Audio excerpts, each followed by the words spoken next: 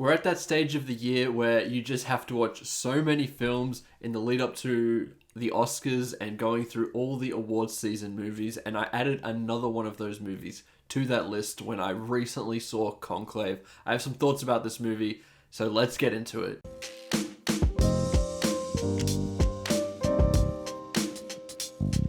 So this is the latest film from Edward Berger, who previously made the Oscar-nominated All Quiet on the Western Front, which, bit of a hot take here, I didn't really enjoy that movie as much as a lot of people out there did. So with Conclave, he still had a lot to prove for me personally in terms of being a filmmaker that I'm not sure yet whether I enjoy his sensibilities as a filmmaker. I will say that Conclave to me was a massive step up in terms of what it was going for and being just a very interesting political thriller about the decision making of the new Pope.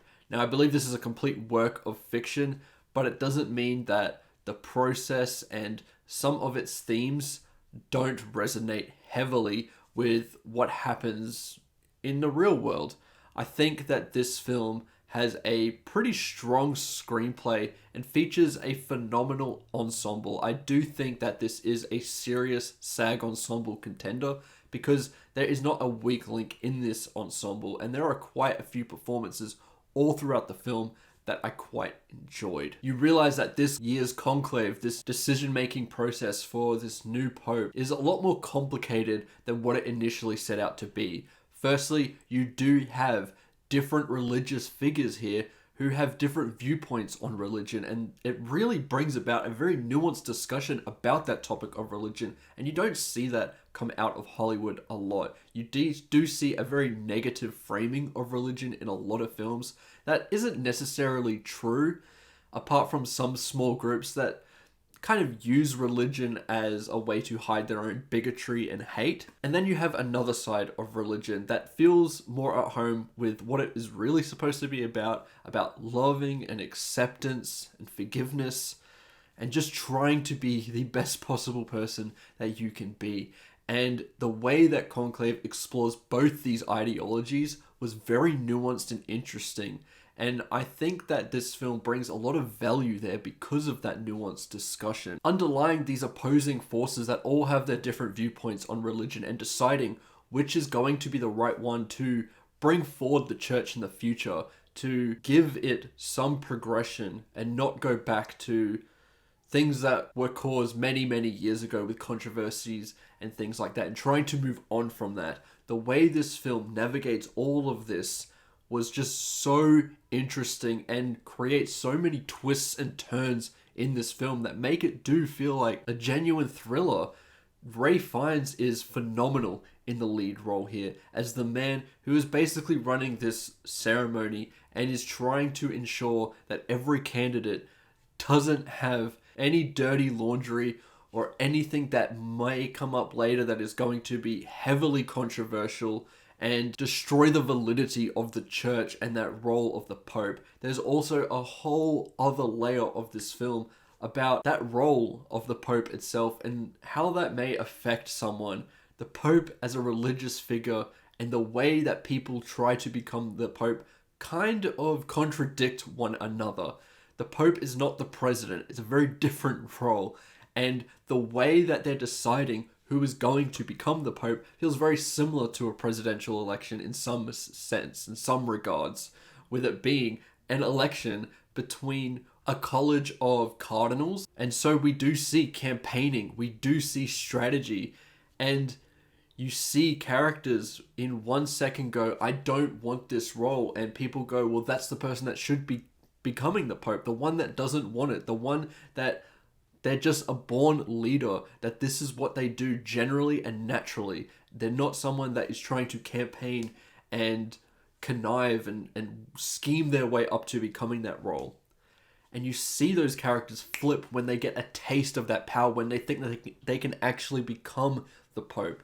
The way that those characters evolve and change was phenomenal and one of the best elements of this film. You do see that a lot in quite a few of these characters, but I think the way that Ralph Fiennes worked with Stanley Tucci were phenomenal scenes and great displays of this film's screenplay and the phenomenal performances. This ensemble, once again, really great. Not one person misses a beat here. Some maybe a little bit one-dimensional, and you would have liked to have seen a little bit more from these characters, but as a whole, they play their parts really nicely. Another performer I liked was Carlos Diaz, who leaves for some really shocking moments in this movie. I mean, there is one particular moment in this film that had me and everyone in my theater kind of have our jaws dropped and shocked in one particular moment.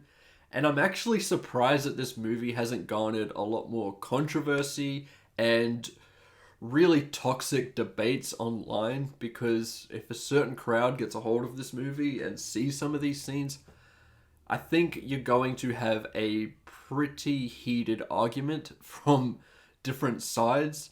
I do think the film does a good job of both having a serious topic of conversation around religion and its inclusivity versus being just a thriller that is entertaining, that has twists and turns and shocking moments. I do think it does that very well, and I think if it steered too far on one end of that spectrum, the thing would have fell apart. It would have either been too boring or lacking of any substance. I also want to talk about some award season prospects, especially Isabella Rossellini, who is getting supporting actress buzz.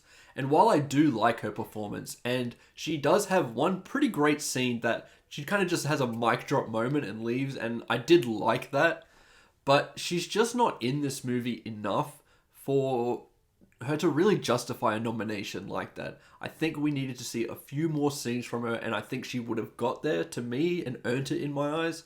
But when you're there for as short of a time as she is, she doesn't impact the film enough for me to go, yeah, I can really see her getting in over quite a few strong candidates in that supporting actress category. But that's just me. As a whole, though, I do think it is a good performance that is worthy of some recognition. She does play a key point in this movie, and I did enjoy the performance. In terms of crafts, I do think the film is quite proficient, to be honest. I especially enjoyed the costume design. I mean, the fits here looked absolutely awesome and badass. I do think the production design was really intricate and really thrusts you into these locations which these characters inhabit. Once again, it just adds a layer of authenticity, and then you have such phenomenal performances like Ralph Fiennes giving almost career best work as this character that is very conflicted but has such responsibility thrust on him that it creates for some beautiful sequences as we progress in the film, as someone who is so confused about his own stance in religion and life. And seeing certain sequences, seeing certain moments that look and feel like signs of God swaying these characters one way or the next, just was quite subtle, but plays such a pivotal role in this film. Technically as well, I do think the film is quite proficient as well. Cinematography is beautiful. I mean, there is some stellar shots. There's one that is almost like a top-down shot where everyone's walking through this courtyard with umbrellas. It is a stunning shot. Certain insert shots like that worked really well to the benefit of the film. There is one technical element that I do have a flaw with, and it is a flaw that I picked up with his last film, All Quiet on the Western Front. I don't like the way that his films place the scores in his movies. I think it gets in the way of certain sequences and betrays the tone of certain scenes to kind of detrimental effects in moments. I liked the score in terms of what it was playing and listening to it, and in certain sequences it has great effect. It is a really nice thriller-esque score that works. However, there are some sequences that are more poignant, that are a little bit more slower and sadder and nuanced, and the score just does not match the tone of these scenes and what these actors are performing. And I do think that takes me out of the film in moments and betrays those sequences, because in a way it does feel like Edward Berger doesn't quite trust what he has built with his scenes and wants to utilize the score to either manipulate an audience or just make them feel one way or another because he's not confident enough in his direction in those scenes. And I think he needs to have more confidence, because these scenes work really well, and I think if you remove the score from some of those moments, or even had a different tune playing, still in line with the musical score and key melodies, but less of that thriller tone, it would work to the benefit of the movie and enhance those sequences as a good score is supposed to do. I also do think there is just not enough moments of silence and stillness in this movie, where I do think it deserves and earns that at times. This movie consistently plays its score almost throughout the whole movie. There are brief moments, I do believe, where it lapses for a moment or two, but it's quick right into it. And I do think that was a flaw to this movie. And I am wrestling a little bit with the almost final revelation of this movie. This massive, massive moment that will be controversial in some eyes. Because it feels like the movie did enough to convey the messaging of this movie and what certain characters represent and are, that if you add this one sequence on, it does feel a little bit like overkill because they're already going up against enough, and now we've added on another thing, and it does almost feel like a moment just to get that shock reaction out of you, and believe me, it did. And I do think on that regard, I do have respect for that sequence. I'm not angry at what it said or anything like that.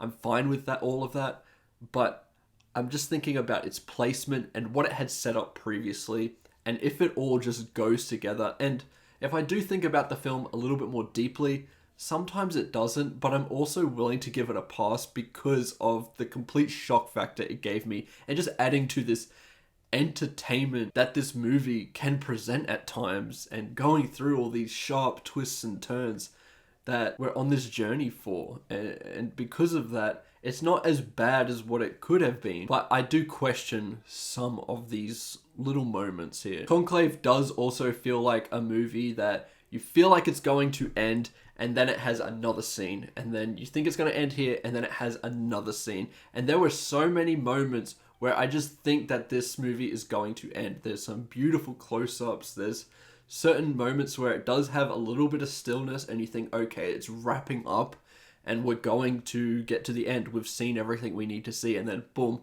one more thing.